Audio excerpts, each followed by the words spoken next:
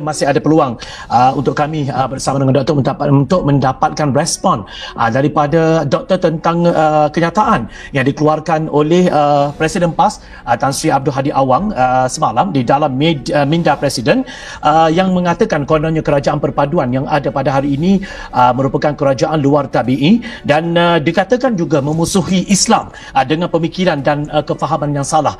Respon pertama daripada doktor tentang isu ini, silakan. Baik, saya kira ini adalah beberapa siri tulisan yang dikeluarkan, yang diterbitkan di bawah tajuk Minda Presiden PAS. Dan kaedah dan modus operandi adalah sama. Kaedah penulisan, method penulisannya adalah sama dengan melontarkan tuduhan itu secara umum.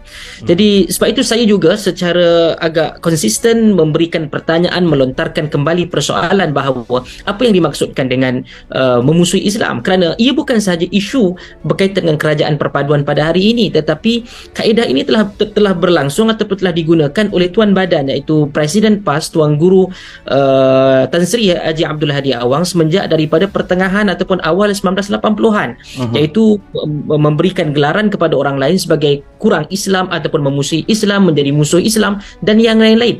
Cuma kalau katakan beliau sebagai seorang tokoh agamawan dan juga tokoh politik yang sangat senior, bila perlu untuk menjelaskan bahawa apa yang dimaksudkan dengan musuh Islam itu, adakah kerana beliau dan juga kumpulan beliau iaitu Perikatan Nasional Parti PAS itu gagal mendapat perkenan istana untuk membuktikan melebihi 112 kerusi itu dan gagal menjadi kerajaan di Putrajaya, bermaksud Islam itu dimusuhi, Islam itu digagalkan dan bermacam-macam naratif yang lain. Sebab itu kalau saya ingin ingatkan dan juga saya ingin menyeru dengan penuh hormat kepada Tan Sri Presiden PAS itu, beritahu apakah detail permusuhan Islam itu yang berlaku khususnya pada hari ini di dalam kerajaan perpaduan tersebut yang beliau maksudkan. Kalau itu beliau benar-benar berani untuk menjelaskan. Baik, kalau kita lihat apa yang saya baca dalam kenyataan yang dikeluarkan oleh Presiden PAS itu amat mengejutkan. Sebagai orang rakyat marhain biasa yang membacanya, agak terkejut apabila beliau yang dikenali sebagai seorang ulama mengatakan bahawa pemimpin yang ada dalam kerajaan perpaduan pada sekarang ini adalah iblis, tak layak mendapat hidayah, buta Al-Quran, salah tafsir dan sebagainya, hanya semata-mata kerana didapati bahawa kerajaan perpaduan ini bekerjasama dengan DAP yang dikatakan ialah bekerjasama dengan golongan kafir yang memusuhi Islam dan sebagainya. Komen doktor di situ pula bagaimana? Pertama, ini perkataan yang sangat berat dan sangat mendukacitakan. Sepatutnya sebagai tokoh agama, kalau ianya ada perkara-perkara yang jelas menyanggahi Islam, beliau perlu untuk secara detail menjelaskan apa dia yang bercanggah dengan Islam. Itu yang pertama. Dan yang kedua, sekiranya menyatakan bahawa yang kerana wujudnya DAP, tidak semua benda dalam semua parti-parti politik di mana mereka tidak sempurna yang kita perlu untuk bersetuju. Bahkan ada beberapa watak-watak dalam DAP itu sendiri. Saya sendiri merasa begitu gusar, tetapi untuk menuduh kepada DAP dan membutakan mata terhadap gerakan yang sebahagian daripada parti dalam Perikatan Nasional yang memusuhi hudud selama ini, yang tak pernah pun tarik balik terhadap isu hudud. Bahkan ada perkataan ucapan-ucapan mereka sebelum ini sangat tidak jauh beza pun ataupun tidaklah berbeza sama sekali dengan DAP. Dan kalau katakan menggunakan agama saya ataupun menyalah tafsirkan ayat Al-Quran ataupun dalil, dalam salah satu tulisan Tuan Guru Haji Abdul Hadi Awang tersebut, beliau menamakan kerajaan ini ataupun kerajaan perpaduan ini dengan kumpulan-kumpulan ahzab. Ahzab itu kalau digunakan sebagai nakirah ataupun secara umum, ahzab itu maksudnya perkumpulan ataupun kesepakatan, perikatan ataupun pakatan, itu umum.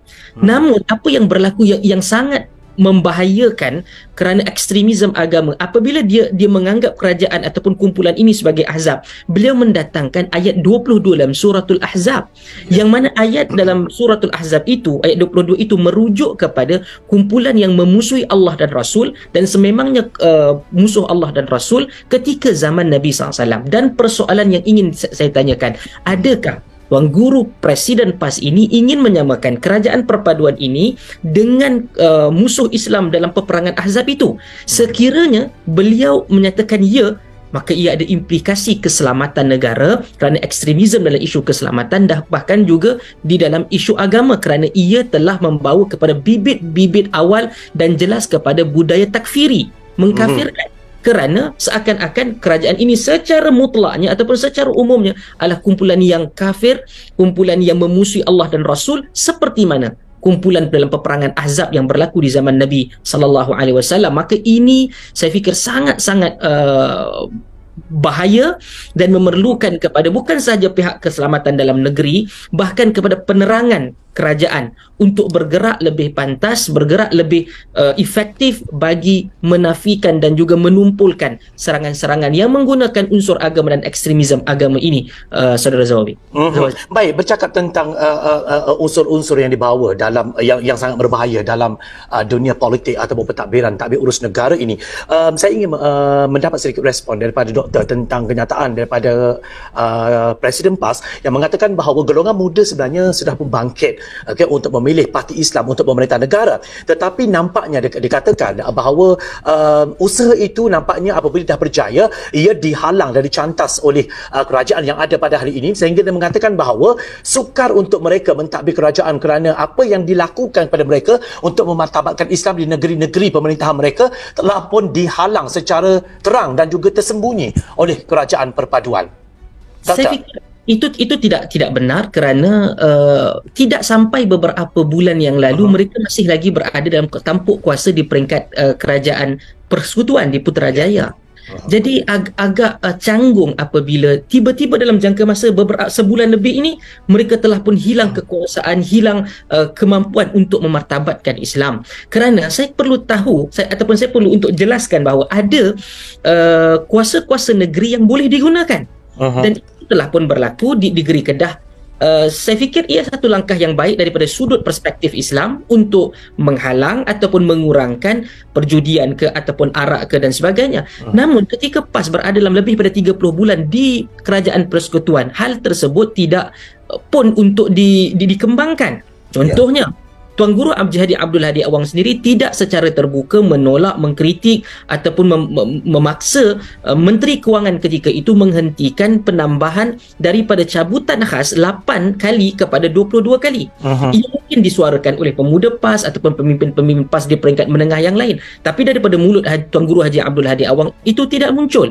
Bahkan saya lihat kalau daripada sudut politik dan juga sejarah politik itu sendiri yang selalu dikaitkan dengan agama, ada perkara-perkara yang saya tidak pasti apa yang sebenarnya berlaku kepada Tan Sri Presiden PAS ini, seakan-akan beliau gagal menggarap ataupun memahami faktanya. Beliau ada sebutkan tentang konsep federalism, kalau berbalik kepada soalan saudara Zawazi sebentar tadi, konsep federalism dan negara yang diamalkan di negara barat yang menjadi rujukan mereka.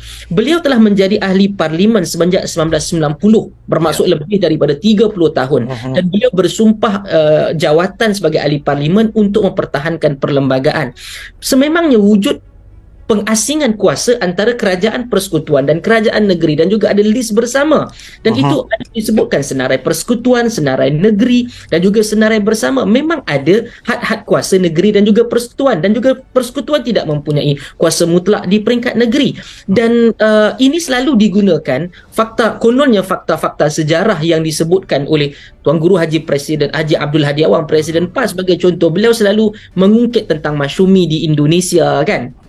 Ataupun parti-parti Islam yang diharamkan. Cuma ketika mana saya baca hal tersebut semalam secara sepintas lalu, saya fikir ini satu tuduhan yang sangat simplistik. Kerana masyumi di Indonesia, kalau sesiapa yang mahu selepas daripada ini membuat sedikit pembacaan lanjut terhadap penubuhan masyumi ketika zaman Jepun mentadbir ataupun menjajah Indonesia sementara, dan kemudian sehinggalah kepada pembubarannya sekitar tahun 1960-an itu, bukan hanya kerana permusuhan antara Islam itu.